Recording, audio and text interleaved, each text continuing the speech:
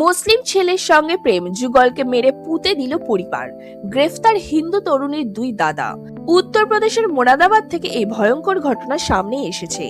ভিন ধর্মের যুবকের সঙ্গে প্রেম, মর্মান্তিক পরিণতি হলো তরুণী ও তার প্রেমিকের। খুন করে মাটিতে পুঁতে দেওয়া হলো যুগলকে। মেয়েটির পরিবারই এই হত্যাকাণ্ড ঘটিয়েছে বলে জানা গিয়েছে। মেয়েটির দুই দাদাকে গ্রেফতার করেছে পুলিশ, একজন পলাতক।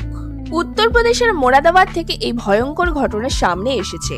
জানা গিয়েছে 22 বছরের কাজলের সঙ্গে সম্পর্ক ছিল 27 বছরের বয়সী আরমানের। আরমান সৌদি আরবে কর্মরত ছিলেন। গত কয়েক মাস ধরে মোরাদাবাদে থাকছিলেন। জানা গিয়েছে আরমান মোরাদাবাদে থাকাকালীনই কাজলের সঙ্গে সম্পর্ক গড়ে ওঠে।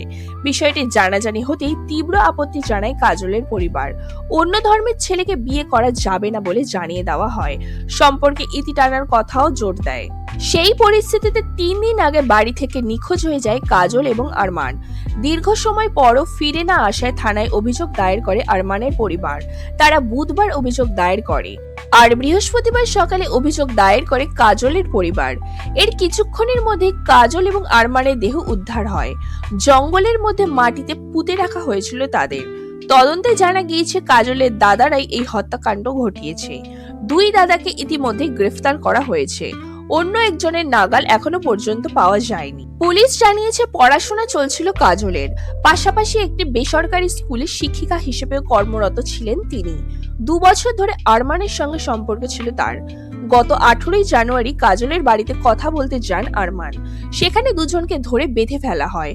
মারধর কোপানোর পরে নগর নদী সংলগ্ন জঙ্গলে মন্দিরের পিছনে পুঁতে ফেলা হয় দেহ দুটি। ধৃত দুজনকে জেরা করেই কাজল এবং আরমানের দেহ উদ্ধার করা সম্ভব হয়েছে। তারাই রাস্তা দেখিয়ে নিয়ে যায় পুলিশকে। জানা গিয়েছে গ্রাম থেকে কয়েক মিটার দূরে জঙ্গলের মধ্যে একটি মন্দিরের পিছনে দুটি দেহ পুঁতে দেওয়া হয়েছিল। দেহ উদ্ধারের সময় ম্যাজিস্ট্রেট উপস্থিত ছিলেন। দেহ দুটি ময়না তদন্তের জন্য পাঠানো হয়েছে। মোরাদাবাদের এসএসপি সতপাল আন্তিল বলেন, তদন্তে জানা গিয়েছে মেয়েটির দাদারাই যুগলকে খুন করেছে। তারা খুনের কথা স্বীকার করে নেয়।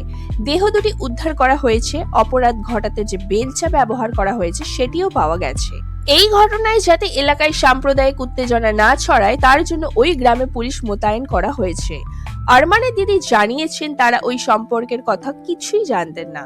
গত 4 বছর ধরে সৌদি আরবে ছিলেন আরমান। 3 মাস আগেই তিনি বাড়িতে ফিরেছিলেন। তার মধ্যেই এই অবস্থা।